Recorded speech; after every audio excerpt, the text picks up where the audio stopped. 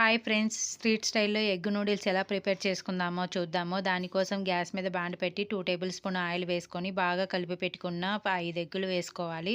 దాంట్లో salt, pepper అందుకు వేసి మరీ చిన్నగా కాకుండా మీడియం సైజు ముక్కల్లాగా చేసుకొని తీసి పక్కన పెట్టుకుందాము. సేమ్ అదే బాండిలోనే 2 టేబుల్ స్పూన్ ఆయిల్ వేసుకొని పొడుగుగా కట్ చేసుకున్న ఆనియన్స్ అండ్ కరివేపాకు, పచ్చిమిర్చి అండ్ క్యాబేజీ, క్యారెట్, ఫ్రెష్ అల్లం వెల్లుల్లి పేస్ట్ వేసుకొని పచ్చి స్మెల్ పోయేంత వరకు బాగా కలుపుకొని తీసి పక్కన పెట్టుకున్న ఎగ్స్ వేసుకొని 2 మినిట్స్ బాగా కలపాలి.